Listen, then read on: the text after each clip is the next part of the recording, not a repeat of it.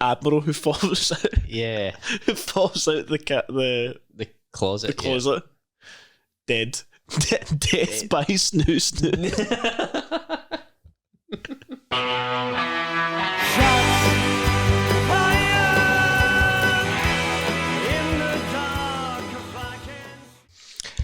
Hello and welcome to the For Your Ears Only podcast. Today we are moving on to a new era, the golden era. Oh, yes. Some might say. Brand new Bond, brand new set, brand new world outside the Bond movies.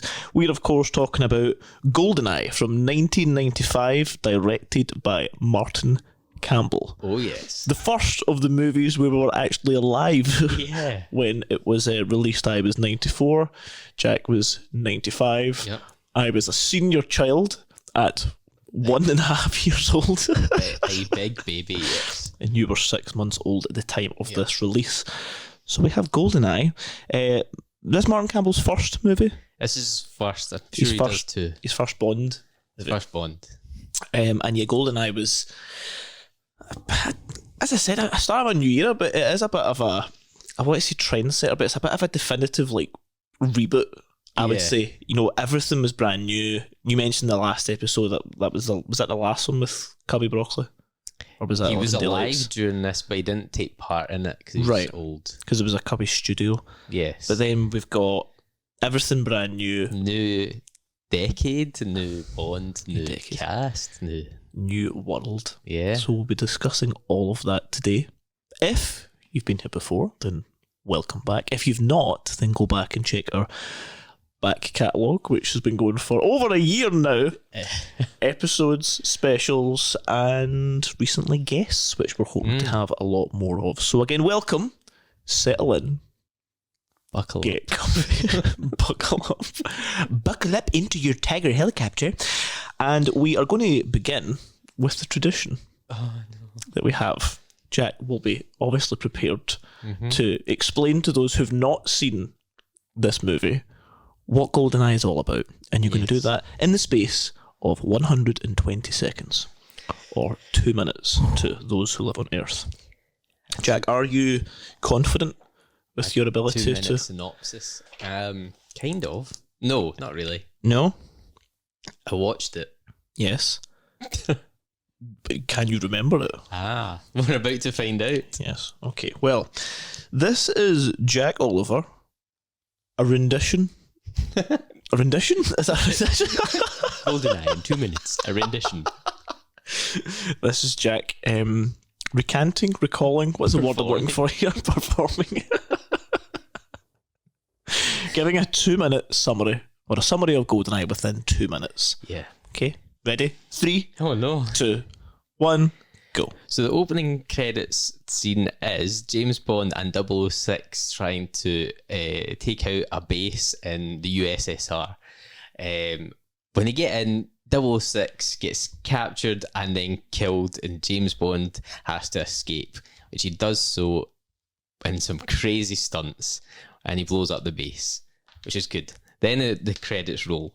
But the actual film starts with him racing a Ferrari in his DB5 around Monaco, I think.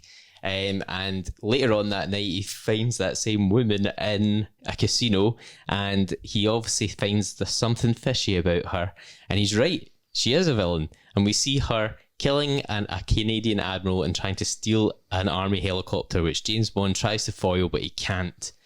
We then story moves to Russia, modern day Russia, with the stolen helicopter, the evil villain, and the general from the start, and they destroy this Russian base and steal a weapon.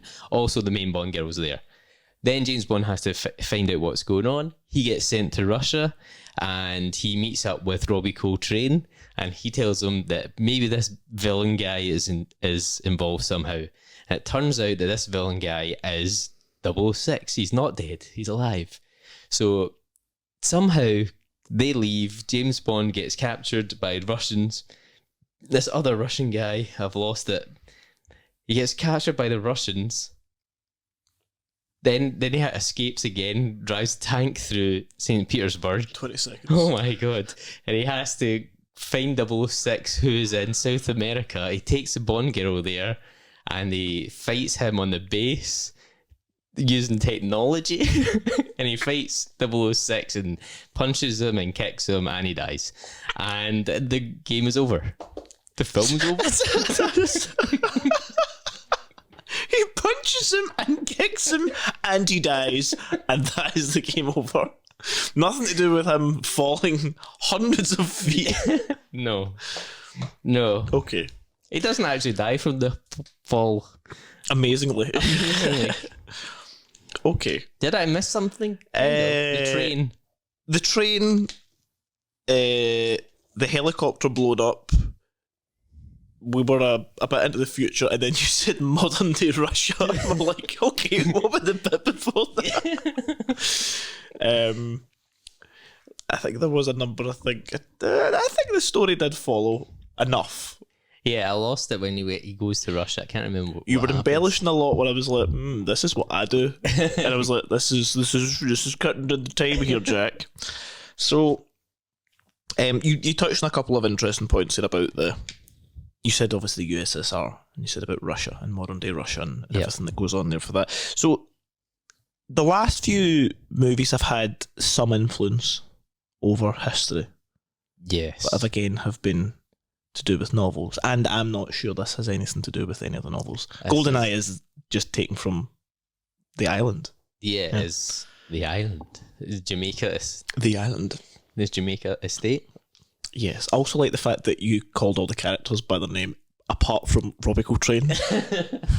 Harry. Hagrid is in this film. Shouldn't have said that. Just Robbie Coltrane. Faye Rutherglen. Yeah, not an actor. Plays himself. So yeah, a big thing of this movie, and especially at the time, because as much as the movie kind of mirrored this, the whole world did actually change. Yeah. For 1989, fall of the Berlin Wall, and what some historians would argue, or I don't know if they would argue, I think it's quite conclusive that was the end of the Cold War. That was the end of the divide. Well, the USSR dissolves in 91. Did it?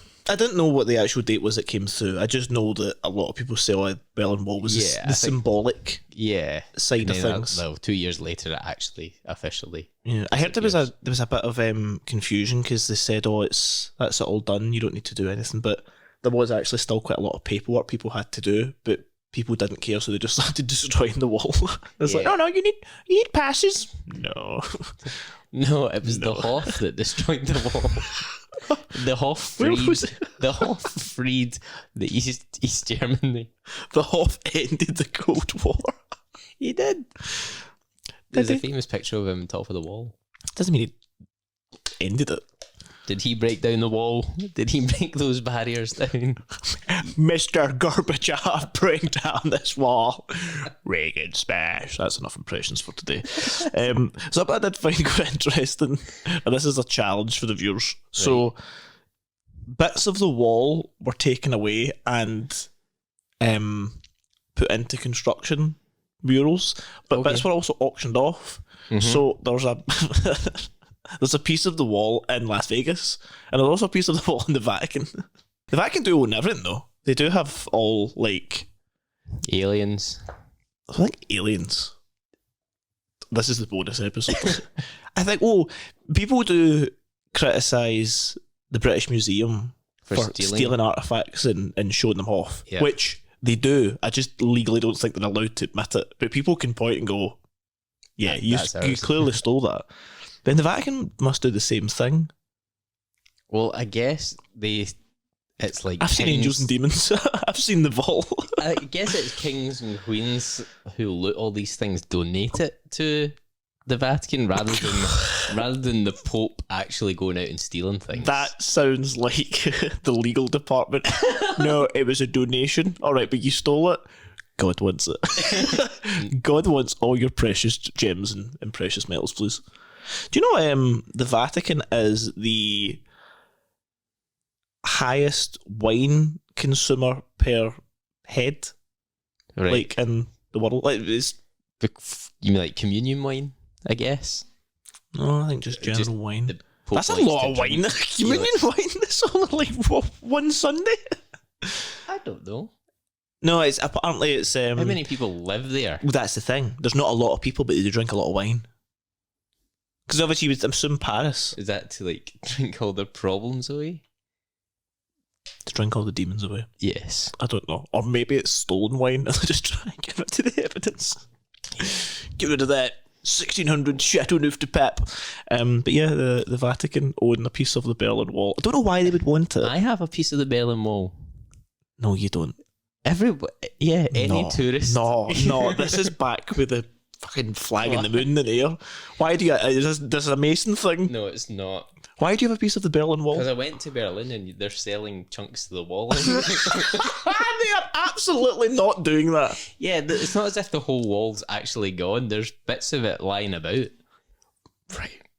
Like preserved sections. Right. I am going to ask a question to you now that the viewers are wanting to know. Right. How much did you pay for a piece of the Berlin Wall?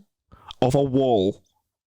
It was a while ago. I'll say between €5 and €10 for a chunk of the wall. A rock of the wall. About 2-4 inches. So you went over to Germany and Berlin's tourist board say, sell bits of concrete to these people? Yes. Okay. It says the Berlin Wall on its little It does actually say on it? plastic container. Right. It's like in like gift shops. You can touch the wall and everything. It's not like a museum piece. I have an issue with that. I have pictures with the wall.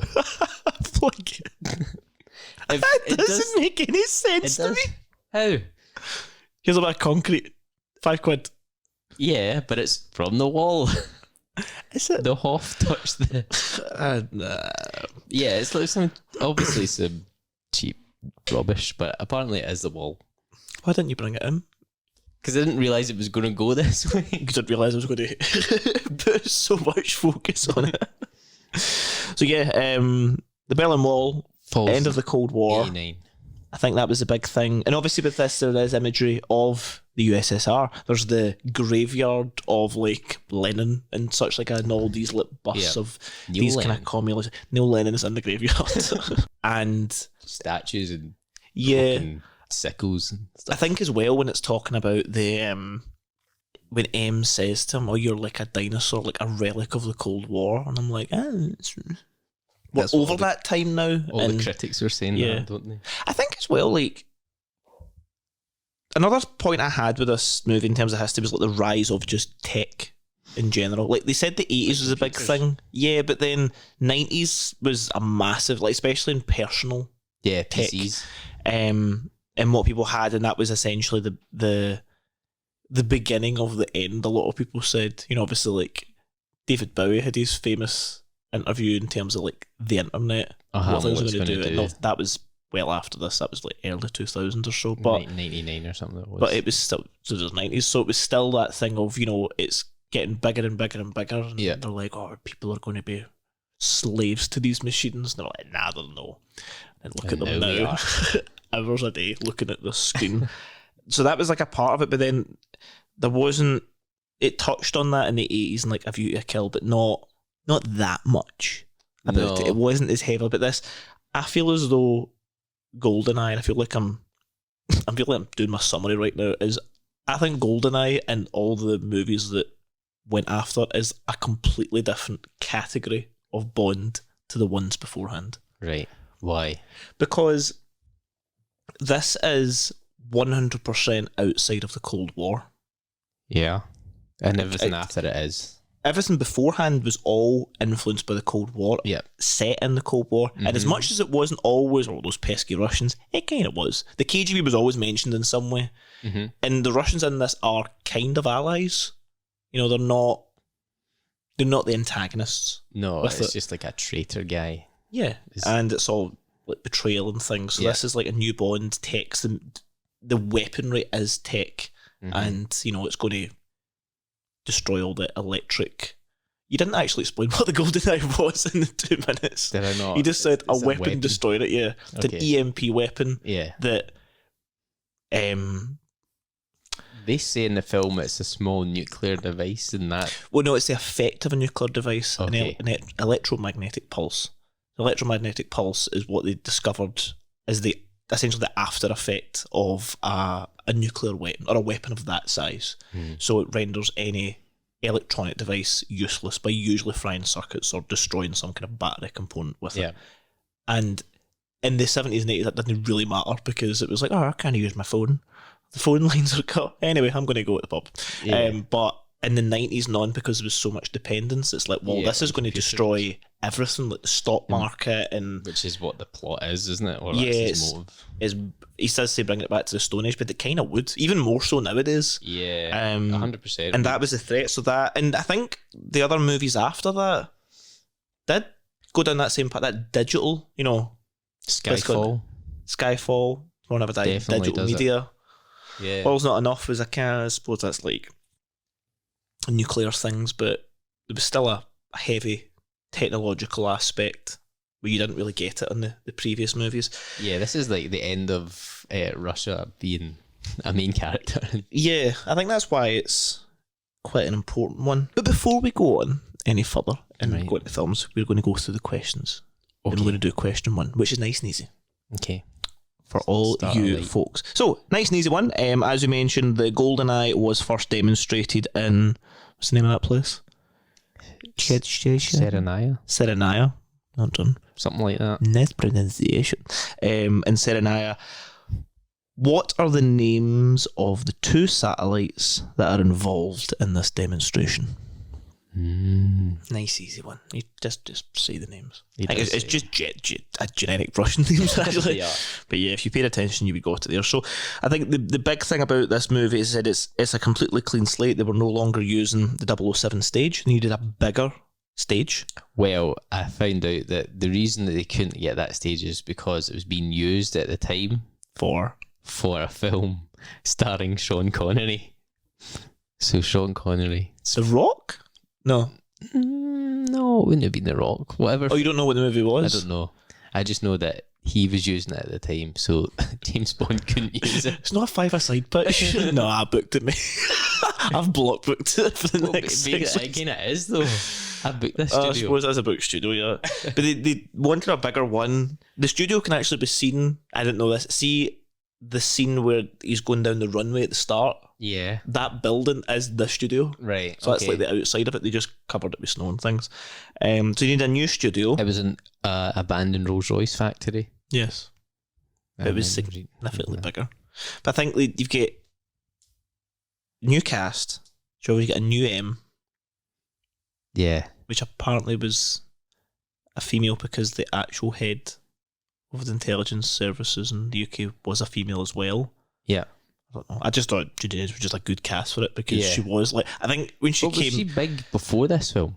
Yeah, I think she was a big Shakespearean actress, but like an actual actress. I think in like theatre and things was probably quite high. She's probably been in other movies that we just don't know of. She must have been in other things. She wouldn't just go, ha, she is going to be in these movies for the next 20 years. Yeah. I think she was a really good cast with that. Then you've got like Q, a more prominent role. Pierce Brosnan finally getting his role that he should have had waited 8 years earlier. I think he was a really good age for it. Because I think when we look back to like the Timothy Dalton thing and Pierce was like in the running, he was quite young. Well, he's 42 in this. I think that's a decent age. I think that's actually a pretty perfect age for to be someone who he was meant to be young at the start. And then it was like, a year on, and it's like, and he's like, you look the same. Yeah, and it's like, oh, here's where he is now. This is his experience he's got. They did actually keep his hair like a wee bit longer at the beginning, and then later on a wee bit shorter. And I was like, I didn't think 90s movies cared about continuity, but he does look a wee like an experienced operator. Yeah, I'd say he does. That. I liked his hair. I did like his hair, and even though we said to Declan from Slater's, or I said that I didn't like 90s fashion, Pierce's fashion is pretty good in this. I like his... Pierce is just good. Pierce is just excellent. But anyway, what I was trying to say was I liked the relationship between Bond and M, as in Pierce's Bond in this, where they're Yes. like contemporary, they're like respectful of each other, and they like trust each other but they don't really, because he's like old school and she's all about the numbers, and they have this kind of frosty relationship. They challenge each other. Yeah. And then I seen somebody compare that to the way that she's with Daniel Craig, and it's as if she's his mum, which I get. Oh yeah. And it's rather than your work colleagues and I'm your boss, but I respect your opinion. That Daniel Craig's like, this is my son. Yeah. Good I suppose this time. I suppose it maybe it is that way because he's meant to be younger, and it's like almost trying to mentor him in the ways of the world and how you do things, when it's, in fact, with Pierce is like, here's how I do things. He's like, well, actually, I do You're it the this new way. kid, Right, yeah. well, I'm actually, I run the show, and you're going to do it this way. And please don't be under the illusion that I'm not going to send someone off Yes. to die. Like, that's... One thing that kind of is never repeated again, though, is the fact that she talks about, or they talk about numbers and equations and all that kind of thing, and what might happen and probabilities. And she even gets called the evil queen of numbers and stuff. So, but that is never brought back again. She's never like data driven. She's always, I believe it's because she was like an accountant. Well, that's the backstory. yeah. But that story never gets progressed. Like that never gets brought up again. I don't know if it just was trying to set the tone that she's quite cold. And is like, I'm here to do a job. Yeah. And I'm I'm not just here for the paycheck. Yeah, I think it's like I'm all about your instincts kind of thing. Yeah, she needs like backup and proof, and Because I think it's That- like maybe the whole thing about Bond is it's meant to be on the fly, and you're just, it's like wit to get out of things like that. It's not like, well, statistically I could do that. It's not Sherlock Holmes yeah, where I could think true. about doing this and get out that way. So I don't know, but yeah, I think maybe they probably put it in and then we're like, what do we do with that? Don't know. Just leave it. Leave it in and move on to something else. I think the other cast, you've got Alec Trevelyan, got Sean Bean, again, just big, well-known actor. a How he really get rid of good- his Yorkshire accent, I don't know. He was dubbed not by somebody else, but he had to post dub himself. Did he? Yeah, not for all of it, for some of it, because he was too Yorkshire in it. He is really Yorkshire. It's how he even did it in, like, Lord of the Rings. Yeah, Frodo. yeah, he did have to dub himself, Well, I suppose especially that's, the intro scene. well, to be honest, that is quite common nowadays. Like Yeah. the post Post, what do you call it? something dialogue, ADR. additional dialogue recording. Aye, I'll do. I should call it that. Because I remember Tom Holland talks about how he watches all his Spider-Man films just to see when he slips out of his American accent so he can go back in and read it. Not the worst problem I have, is it? Many millions to just listen to my own voice and then say it again. But So yeah, he was good. I think I read somewhere he might have been in the running for the actual James Bond at one point, but I don't believe it. And I don't it was a think- good film. My big question is, at the time of release, was it a secret that he becomes a bad guy, or was it like common don't know. knowledge that he's actually the bad guy in this? I thought about this when I was watching it again, because there's got to be trailers and you've got to be, Yeah. and he's not in that poster, and I don't really think it was in any other posters, but he must have been in the name, the cast somewhere. Because in the titles, he is the second name. So it Yeah. says Pierce Brosnan, then it says Sean Bean. So So then you're like, he must have a bigger role in this. oh, is it the start? Okay, that must be it. But then people are like, oh, he's dead. Oh, he's back.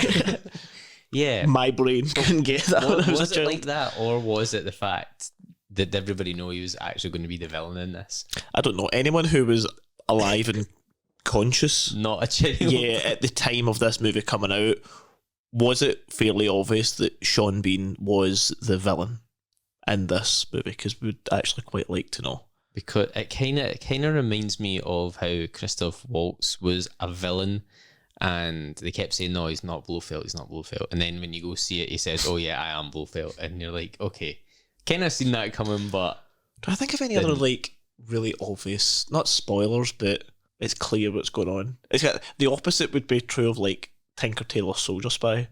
You've got these 5 big actors, and it's like, oh, one of them's a traitor, and I was like, oh, Mark Strong's in there. Bet it's Mark Strong, and it wasn't Mark Strong. And I thought, oh, the villain actor isn't the villain. Yeah. I see what you did there.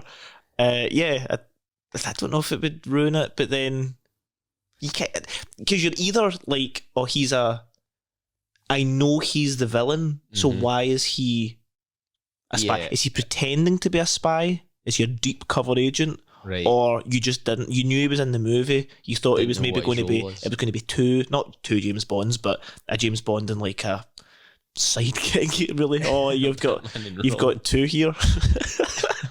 I don't know. I will wait for the responses. I need to find out, because they could have marketed it as 006 versus 007. That would have been a good marketing. I think that's one of the points I made about this and noted is, to date, this is even including From Russia With Love, it is the best hand-to-hand fight in a James Bond movie.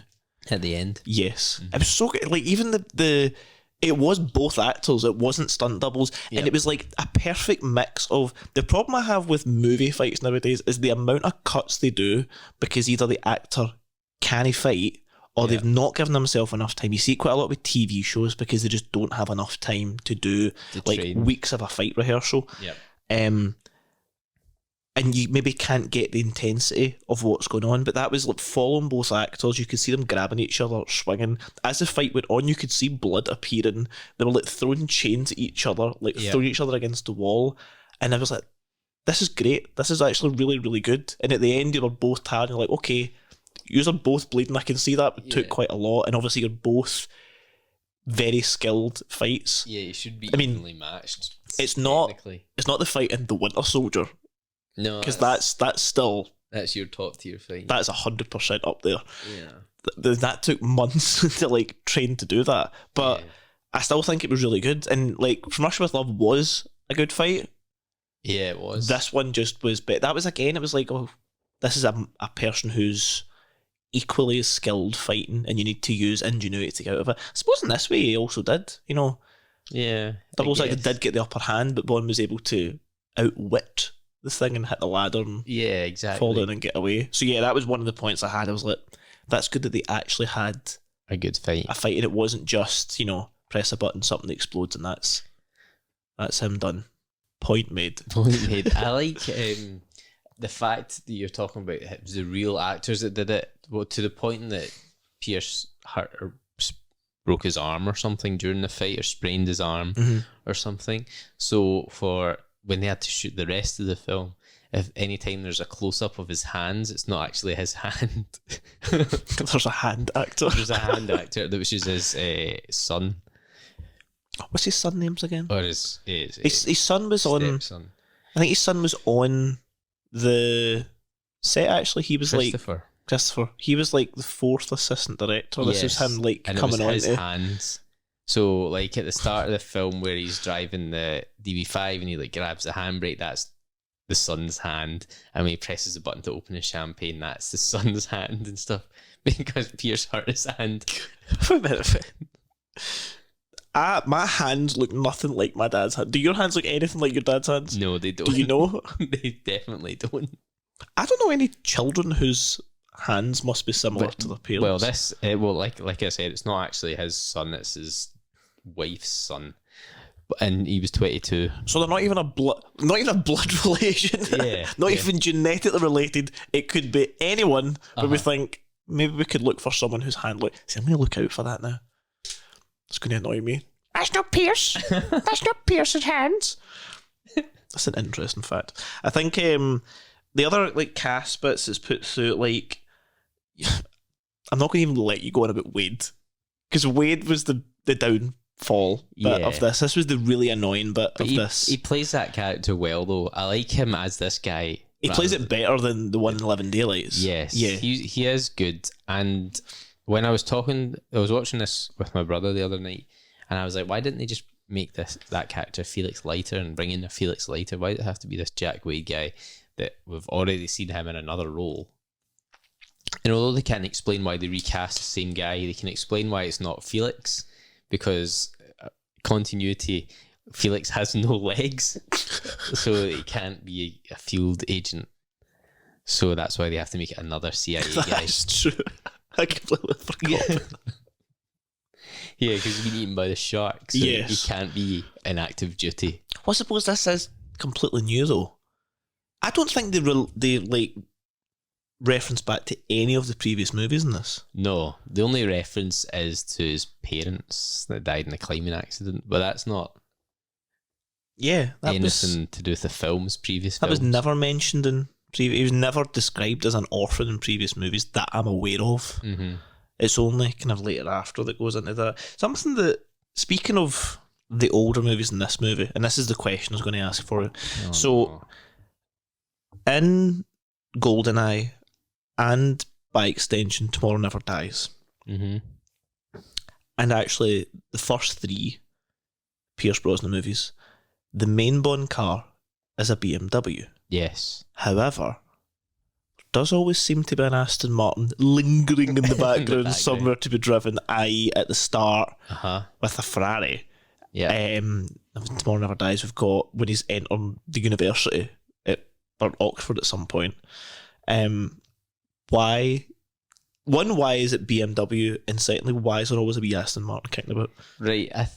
For this, my reasons would be that basically BMW won. This isn't a theory. This isn't the actual answer. Okay. BMW won the product placement contract, I guess. Okay. The car contract for a 3-film contract it was. Mm-hmm. And that's the story. Okay. But the fact that the Astons are in the background would seem to suggest that they don't have like exclusive rights. They maybe want to still keep it because it's tied. Bond. Yeah, it is tied to Bond, Aston Martin. But I don't have a reason for you to why they allow two manufacturers. That's not good enough, Jack. Well, if you told me this, I would have prepared an answer. Well, they did have the Z3 here, for those viewing that have a little blue corgi car. This did not cost £2,000 that would cost me to buy a model car in the James Bond store. Yes. Bastards. This is a wee corgi car. It does actually shoot rockets. See how far this goes, actually. So that's the camera over there. Ooh! What So they hit the camera? Oh my god. Right, go for the lens. I want to see that. Just see it getting closer. Oh no. Yeah, they didn't actually use the car really at all. They were like, Stinger missiles and self-destruct system, and there was a parachute that came out. Nothing. It actually just gets driven around for 10 seconds and then the CIA take it away. Probably take it apart and build their own thing. Yeah, it seems that's a down point in this film. It's just, and that's underused. Why even like introduce it? Apart from the fact that BMW are obviously giving you massive money. Yeah, I think that was maybe it, and they maybe just didn't know how to put it into the plot, because the movie does have quite a lot to it. It's like, where's he going to, like, he's driving in Cuba, and then villains appear and he shoots missiles at them for no reason. Yeah, there's no real need for the car chase, because unless his BMW's parked outside St. Petersburg and he can just take that instead of the tank. Yeah, that would be the only time. But I did know that they rehearsed and came up with the idea of the buzzsaw during this film, and they couldn't fit it in anywhere, so they say we'll save it for another film. There wasn't enough. Oh, that's quite interesting. I think, maybe it was because even in the car is never the highlight. Even in the Cuba Ranch scene, it's always usually been the car. Okay, this is your car for that. That's like almost just a shadow in the back. Yeah. There's more attention on the phone booth.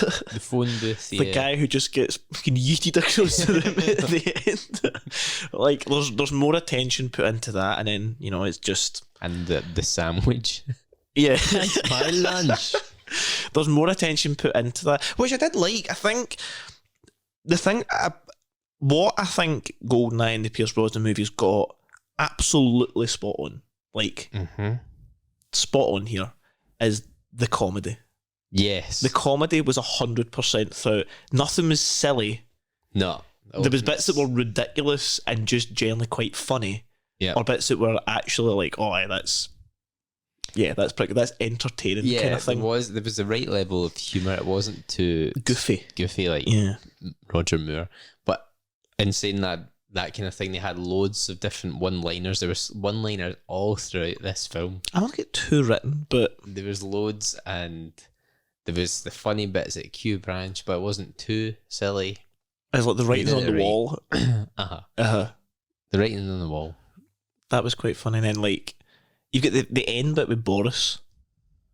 Not like full on ha ha ha, but it's just when he's frozen. Yeah.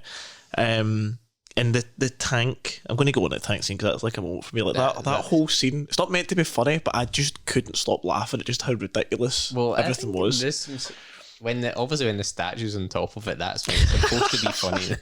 And they changed the music to like I don't know, heavenly music like that when it comes down and like they know exactly what they're doing. But we'll get on to that because that's the bottom moment. Before we get the kind of finish up the kind of casting point, I think obviously we've had Wade, we've got Zukovsky. It's always quite good because he is a kind of returning character, and it's interesting to. Is Robbie Coltrane? Yeah, it's maybe for the first time giving Bond an ally in Russia, because beforehand it was like, oh, Russian, bad. You're the enemy, and that's it. It's like, okay, this is an old gangster. You know, James Bond isn't always, contacts with the CIA. This is someone who is in the illegal business, and he's a friend of, Sean.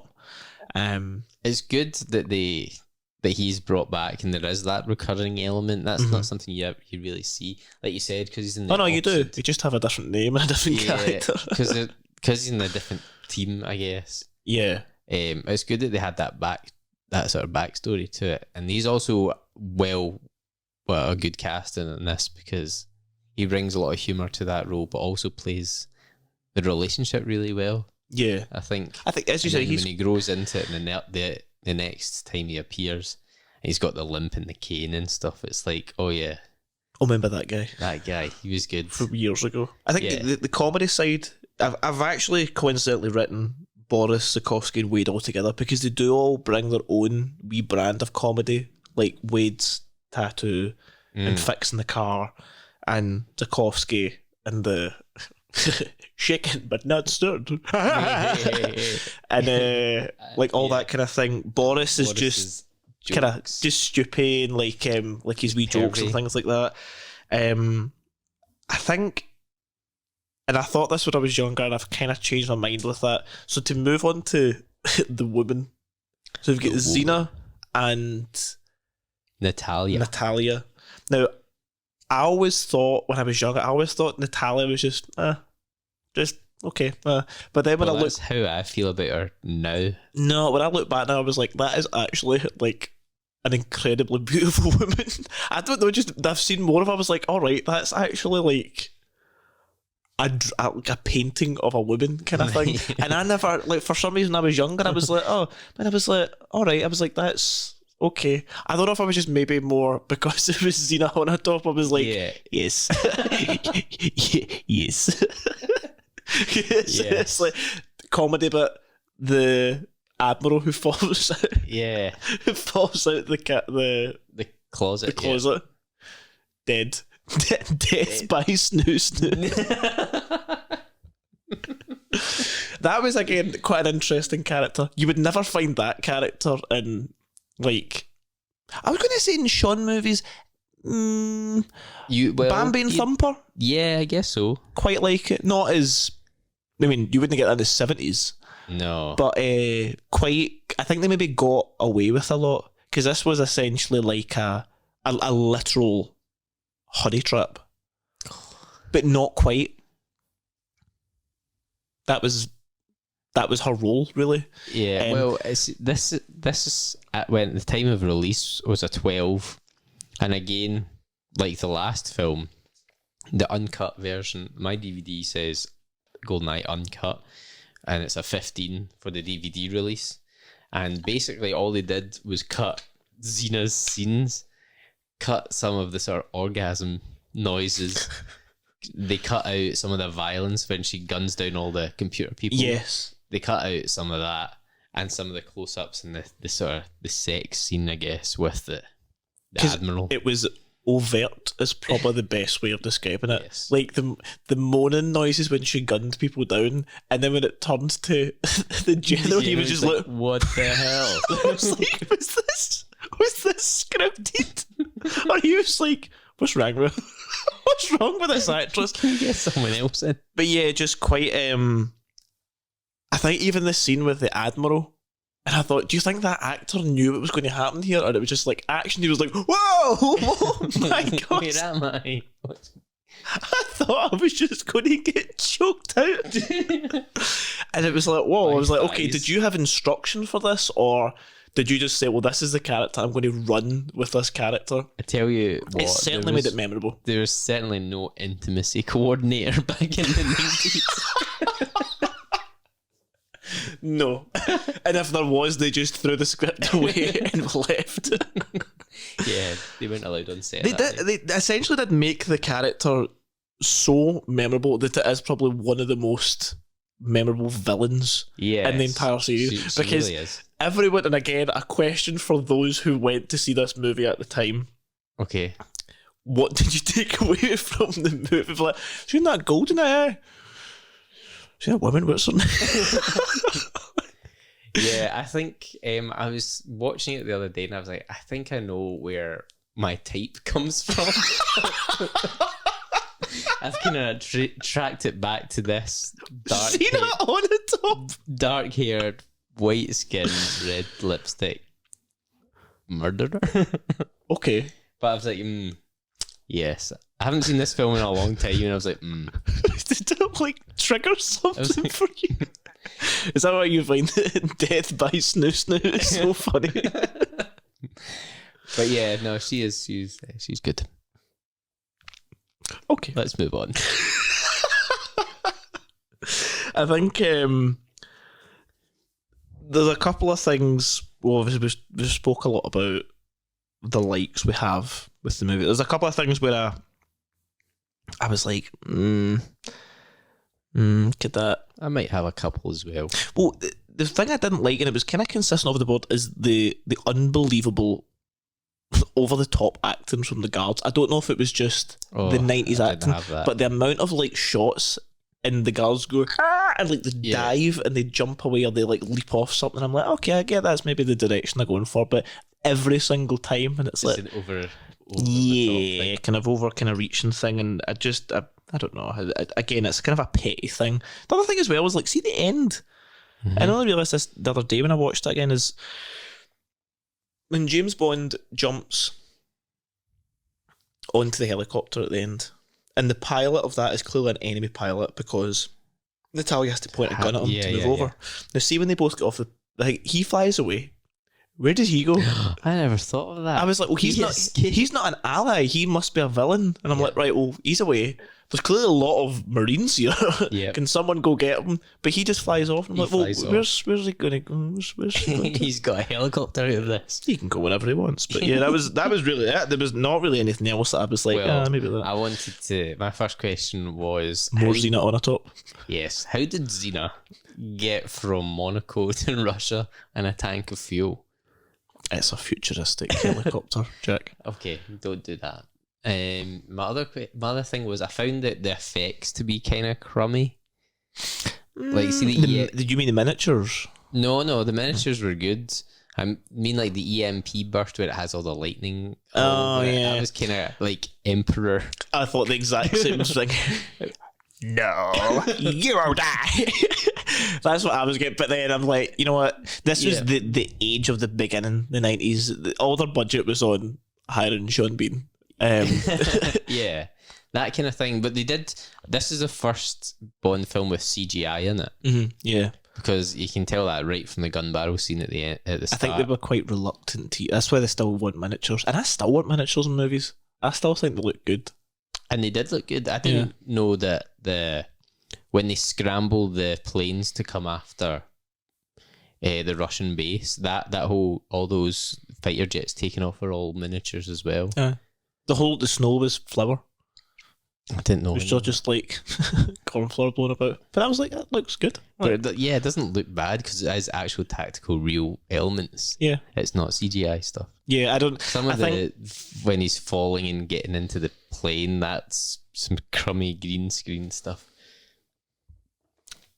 Oh, yeah. Actually, I didn't think that was that bad. And there was a bit where, see, when he's out the plane and he grabs onto the net and he like goes around, I was like, how did they do that? Like that was actually quite good. Like, Right. I can see where, I'm going to say the source of gravity.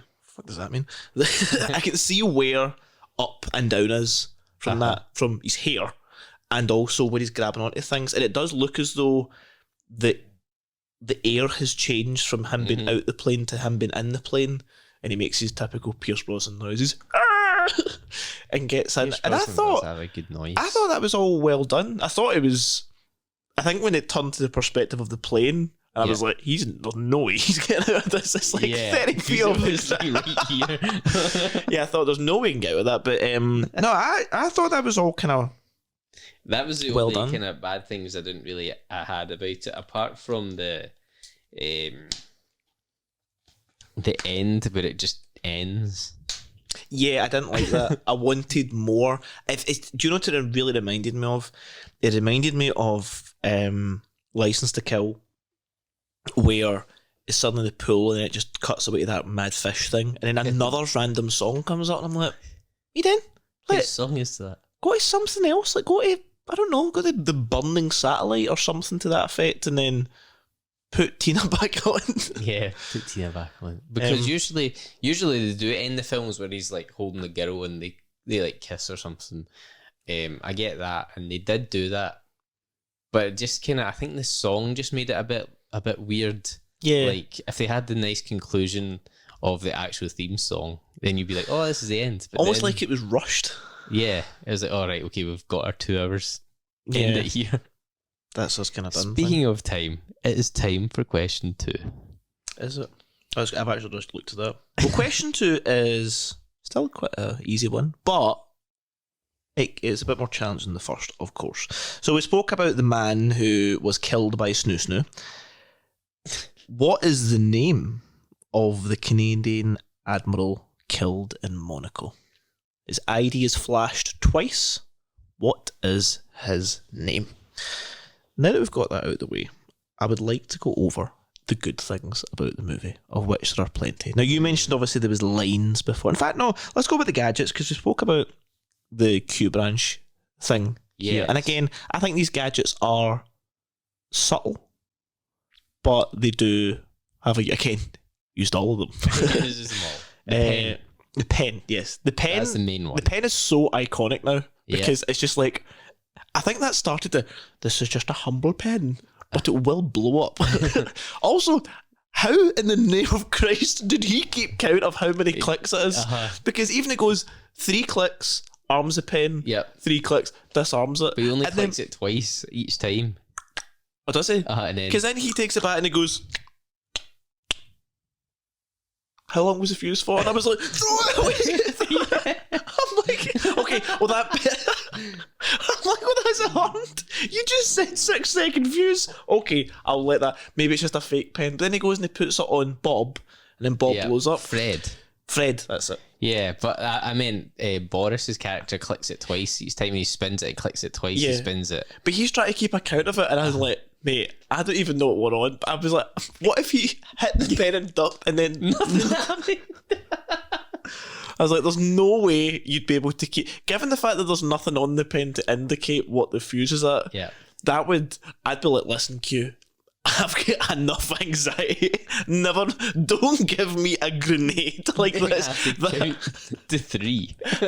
What if I just want to use it and I go, oh, what was that? And you just have to throw it away.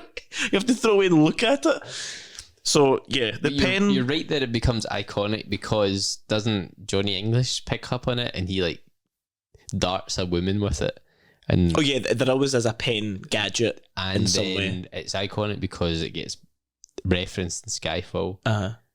We don't go in for exploding things I suppose Moonraker had a pen gadget thing because CIA had the needle thing they had to use for the snake, so the pen's always been there. But yeah, no, that is like, what did you expect? An exploding pen? We don't do that kind of thing. Yeah. The watch, again, the usual thing, which... The laser watch. Was it? 006 U-boot as well, yeah. Yeah, it was just a laser watch. Was a laser watch, has that been in the series before? I think it has. Because they've had the magnet watch in Live and Let Die. They did? Red Grant had the watch that has the pull tie thing. The piano wire thing. Yeah. I think all the watches had something. It just depended on the technology at the time. Because to use this laser, you do have to use CG. Yeah, that's true. I think they liked their laser because they had the laser at the start with that like the laser grapnel piton thing. Because that was able to harness on like, I don't know, winching, and then had the laser to cut. So they did like using their laser. We've got the belt. Oh yeah, that had that. That's right. The belt, but it was only tested for one. Yeah, and he says, trust me, but fortunately, the other person fell through the floor conveniently before that. And then we'll get the car where the things weren't really used. But I think the belt, this actually brings a nice segue on to the Bond moments. Because the belt over the thing is a Bond moment. Yeah, because it plays the music, he kicks the guy in the way out, and then he jumps out a window. As you do. That was like a typical Bond / George of the Jungle moment. Yes. What else did you have for your Bond moments? My Bond moments were, we'll get onto the tank, but that is obviously a memorable moment is the opening stunt, the dive off the dam, which was real as far as I can tell. It was a real dam in Switzerland that they used, and I've got it here. It was a 220 meter bungee jump shot in Switzerland, and it set a record for the highest bungee jump at the time off of a fixed structure. The guy apparently had to do a certain, like that dive shape, he had to do that because if he didn't, he would go straight down and like snap. No, he would hit the dam because the dam's like curved. So he had to do a dive in a way where when he was falling, it actually pushed him out. And that's why I did that like weird shape. I wouldn't be doing it. I didn't know that. Look like Pierce though. Look like his hair. Like Pierce. Is that Pierce? is that Pierce's hands? Definitely not. I think even the stunt thing of the plane. Yes. Where it's a different person who jumps off to is a different person who pilots the plane. That makes sense. Yes. Okay. That makes sense. Because I think like it's almost like hopeless when they all stop chasing him and it's like, all right, what's he doing? Right, he's getting on a motorbike to chase a plane. And the plane's off the cliff. Well, he's jumping off the cliff with the plane. I always thought, which I'm sure has been done before. Is that? I don't know. Living Daylights or something? No, it must have been. I can't remember. Moonraker. It also merits the question of saying, right, well, I don't want to poke holes in it, but one, there must be other planes. Secondly, the chances of you getting to that plane and controlling it in the same time, that's falling faster than you're falling. Secondly, you've outrun them already on the bike. Why can't you just keep going? That like you must got into the country somehow because you were on foot at the dam. Yeah. Surely there's another vehicle. And secondly, just to go back to the design point, you have a bike. Just keep riding. They've stopped chasing you. Just keep going somewhere. But that's not cinematic, is it? No, that's not cinematic enough. My other Bond moment would have to be the DB5 versus Ferrari, which we've spoken about. That is iconic. And there's no way a 60s car could have kept up with a 90s brand new Ferrari. I bet it's James Bond. Apparently they crashed. They crashed into each other on that shoot. Oh, no. And they had to go and fix the cars overnight because they bumped into each other. And that's just unfortunate. Right, so tell me about the tank chase. There's nothing to tell, it's just great. It's great and it's just great in every way. One of the top tier Bond moments of the whole franchise, I would say. Yeah, they did have to, because it's so unexpected. Like, you see him looking at the tank and you're like, oh, he's going to get a tank, okay. And then it's just when they're driving, it just comes through the wall and it's like, oh, okay. Yeah, it's when the camera kind of pans to the wall and then it just smashes through. I did think of like British agent destroys Russian town with tank. Yeah, Russian. Because it's like obviously there's a Brandon bit where there's a big Perrier thing and he like smashes through it. there's a statue that we've mentioned already. And then it's like doing all these skids and things, and Yeah, all, like crushing donuts and all the buildings and crushing all the people inside the cars. Yeah, just tearing through buildings. Yeah. And then there's a humour bit that's not supposed to be humour, which is when he's sneaking up on the train in a tank. What was that about? Like, nobody noticed that. And it's like, oh, how am I going? Like, how did you get away from the site? Because the police are chasing you, and you haven't crushed them all. No. And then it's just like, and you can hear the tracks going, and he steals, and then goes, and then keeps going. Where's he going now? How does he get in front of the train in the tank? Or that train that has no resistance. I'm going to go in this tank, which can do skids and everything. How much fuel does a tank have as well? There was quite a lot with it. I'll suspend my disbelief for it because it is an actual typical Bond moment of It's classic. he can drive It's just everything. excellent. I don't know why the tank was the best thing, but I suppose he couldn't get out the courtyard, so he needed to punch through the wall. Yeah. And obviously the general's reactions as well when he's lit in the Swift Flask and look. Yeah, he's just taking another swig. Yeah, I thought that was That was a good character as well. That he was well played. Yeah, very camp like character. Because even like when he came in at first and he was like, When he's got 006 at gunpoint, he's like hand on hip and yeah. Yeah. Or when the guy shoots the. That's another funny moment actually. See when he's moving with the thing and it's going. okay, the tanks. You can't win. Then he shoots that other guy. It's like Lord of the Rings, and that guy shoots the arrow at Helm's Deep. That's what it reminded me of. Yes. Did it? The guy with one eye. You mentioned about the lines as well. I only had two. I had "She did enjoy a good squeeze," Got that. and the actual other one was from Xenon Top. Like I had to ventilate someone, which I thought was shoehorning it in, but it was still quite funny. Yeah, I don't know if it didn't really make sense on its own. I had the writings on the wall, Yes. and then when they're talking about standard government procedure or whatever, and he says, "Oh, I just pay them lip service," as Yes. he kisses her. That was a good one. And then when they're talking to Xena on the top, and he says, "One rises to meet a challenge," Oh yeah. and obviously has to have sex with her. And no more foreplay is a classic one. Oh yeah, yeah. And then actually that scene I did actually laugh at because there was a guy that came in and at first I didn't notice he had a chib and I thought he just turned and smacked this Some guy random guy. and then picks her up and then yeets her against the floor. Yeah, I always remember when he lifts her onto the hot coals. Yeah. I remember that. What I said, She probably liked that. No. So the other thing with Goldeneye is moving away from the movie is obviously there's the game. Again, to go back to the point at the start, this did start this is the new Trend into Bond. I think this Yeah. is, let's call it the second age of Bond. Oh. Maybe the older Bond fans will like that. Because some people really didn't like Pierce Brosnan. And I don't get that. Because Pierce think Brosnan, to me, is the best combination of all those Bonds before him. Maybe he didn't add any new elements, but he distilled the best of what came before him. Yes, And I agree with gonna that, be but my sentence. I am biased with it. But I think I would call it the second age of Bond, where, as you said, they're taking the typical elements you would find from a Bond movie, which the thing is, spoofs take as well.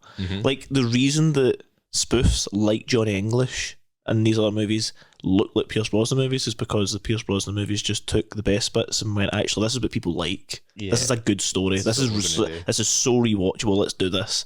Then they were like, you know what, that was quite good. Johnny English was Let's make a game. Let's do all these other things as well. Yeah, So then, and so he has I didn't know this until I looked into it, but he has a game tie-in for every one of his films. Pierce Brosnan, Yes. Goldeneye, Tomorrow Never Dies, Was Not Enough. Because he's got Die Another Agent Day? Under Fire, Oh, yeah. Nightfire, Die Another Day has the silver one, Everything or Nothing. Everything or Nothing, yeah. Uh-huh. He's done it all. And He then knows the market. he knows what he's doing. Pierce. Come on the show, Pierce. This is what, going back to Derek's rant episode, Link in the Banjo. When they don't do that anymore. No. They don't do these video game tie-ins, which you should. No. Anyway, You should, but you'll have to go back and watch that episode. maybe we'll do our own episode on the Goldeneye game. I think we should do the games. I think we should review the games and We'll do that. like Clueless Gamer with Conan and see how that goes. Yeah, because maybe I'm, the people I'm want a to watch that. terrible gamer. Well, I am Agent Under Fire was pro. my game. I don't remember ever playing that. I remember Everything or Nothing playing many times. I remember Tomorrow Never Dies having a real difficulty with the convoy level and then getting through and being like, yes, and then it didn't save and I had to go back into it. And I cried for many nights. But that brings us to the end and it brings us to the ranking time. But before the ranking, we have the third and hardest question. This question is really difficult and I'd be very impressed for those who actually find this. But in the Archangel Chemical Weapons Facility in the USSR at the beginning of the movie, Bond attaches some kind of door code decryptor and he punches in a 3-digit code to unlock the door. What is that 3-digit code? That is hard. Answers in a postcard. Send them to the Berlin Wall at Jack's house. I think I've lost it as well. Oh no! Not as if I've actually... Jack has lost Anyway. the Cold War. Well, it was a crumbly piece of concrete. It's probably dissolved in it. I'm going to find and go, Reagan smash. Reagan sleep. Anyway, Jack will speak now as I find the board. Yes, I will speak. This was the first film to have Omega watches. Oh, was it?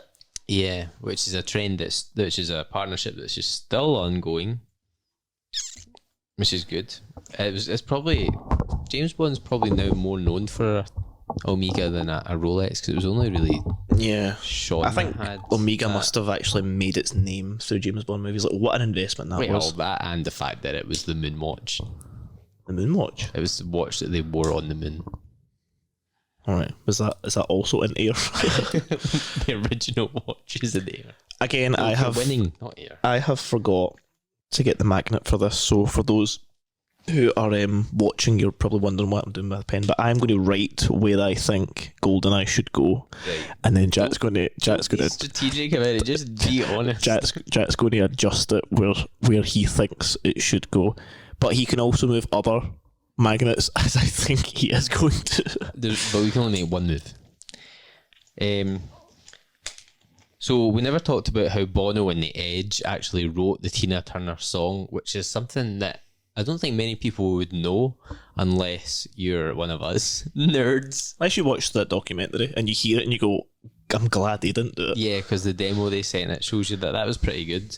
The soundtrack score guy gets a lot of hate because it's not a traditional James Bond score. He only ever does this one film. To be honest, I think it's actually okay. It is a bit weird and avant-garde at points. I think it is pretty good. It is the next film that when the music actually gets good, because it's the David Arnold era. If he had done this film, it might have just been even better, this film. Maybe. But I'm going to give the board to you, and those watching will see Jack's disgust. Maybe. Oh, good. Okay, Jack's happy with it. So whilst Jack's talking about the subject of Tina Turner, for those who don't watch or don't live in Scotland, Tina Turner is like, I'm going to say, the most divisive music artist. This Motown legend. If you like Tina Turner, then people make snap judgments about you. About your character. I don't think there's anyone else in Scotland. Actually, no. There's I would say Rod Stewart, but most people like Rod Stewart, but that doesn't count because he is Scottish. You can't use any Scottish bands to do it. I don't know. I mean, Tina Turner, the whole story behind this is essentially Simple the Best with Rangers, and if you like Tina Turner, you must be a Rangers fan. And if you don't like Tina Turner, you must be a Celtic fan. It makes absolutely zero sense for even people who don't follow football, but that's just what it is. Like, if you put Tina Turner on, it's like, dirty arms, bro. Like, that's exactly the way it goes. But I can't think of any other artist where it is so divisive. Not divisive, but telling, I guess you could say. You know exactly who they functions. are. It's like, don't put Simply, DJs know not to put Simply the Best on because it is quite... Tell that to James Bay at Transmit 2018. Yeah, I think he had a publicist who was maybe just playing a prank on him. He'd learned the song. He wanted to play it for the people. Exactly. But No yeah, understand there's a fun fact for those that not in Scotland at how divisive this Motown legend is through no fault of our own. R.I.P. R.I.P. So where has Jack positioned? I'm actually quite intrigued because I have no idea what you've done here. Don't explain your work. Just show it. Show it to me and the audience. Okay. Oh! So, as predicted, Jack has... Well, my ranking, first of all, is Goldeneye is at the top because... Which is what I wanted you to do, because it is. So Goldeneye's at the top. Now, Jack's grievance from the last episode, which we lost the audio for... Probably for a good scrambled, is I put License to Kill above Goldfinger, and Jack has said that that's not on. So Jack has moved License to Kill below The Man with the Golden Gun. Actually, I don't actually argue with it. I don't have any problem with it, as long as it wasn't below Live and Let Die, because when I think back to Goldfinger, I would say Goldfinger is certainly better than Octopussy. Yes, and Octopussy is certainly better than The Spy Who Loved Me, which is controversial. Yeah, but where License to Kill is, I'm quite happy with that. So, and I think The Living Daylights being in the top 3 is a pretty strong contender. I'm starting to question that now. No, strong contender still. Really? Yep. Okay, well, we'll see. So let's go. At the top. Right, so do you want me to read it out? Yes, you can. You can actually read it out this time for the good folks out of at the home. 17 films we have ranked so far, in last place we have Doctor No. I'm quite sad at that, actually. Thunderball. Do you know what we should do? Just before we do it, we should do it one, but just a wild card, where at the end of all the movies we can move 3 of them. Oh, 3, that's generous. Anyone you want. Okay. But Diamonds Are Forever has to go in the bin. Okay, sorry, continue your ranking. You're right. Doctor No, we may be a bit too harsh on. I think we're harsh on Thunderball being second last. That is the highest grossing adjusted for inflation film, apart from Skyfall and Goldeneye. Do we look like MGM? We're not here for the money. But it's great. I think it's great. Okay, so in last place we have Doctor No, Thunderball, Moonraker, You Only Live Twice, For Your Eyes Only, A View to a Kill, Diamonds Are Forever, Majesty's Secret Service, Live and Let Die, License to Kill, The Man with the Golden Gun, The Spy Who Loved Me, Octopussy, From Russia with Love, third place, Living Daylights, second place, Goldfinger, and taking the top spot is Goldeneye. Or just Golden Boy. All golden. I think that's fair. Maybe if you have gold in the next Bond film's title, it will be one of the best. Gold toe. The bronze snake. Is that John Goodman? You'll have to watch a recasting to understand what we're talking about. But that was quite good. That was thorough, I would say. I would actually like to do more about the game, but we'll actually leave that for a special and go through the games. I think that would be quite an interesting one.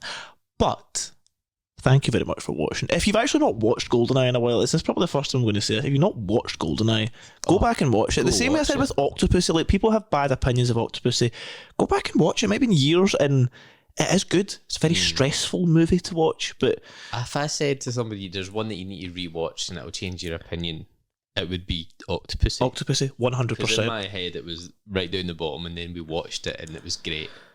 It was so surprising. But yeah, go and watch Goldeneye, then come back and watch this episode, and then go back and watch our other episodes. And then if you don't follow us, then follow us. And if you've not shared us, then go and share us, and then like everything. And yeah, there was a question I had in the episode that I would like an answer to. It was an opinion-based thing around the time at the cinema, wasn't it? Yes. If Alex Trevelyan was kept a traitor or not, like I would quite like to know if that was the case. So, thank you very much for watching. We hope you have enjoyed this episode, and we will see you next time.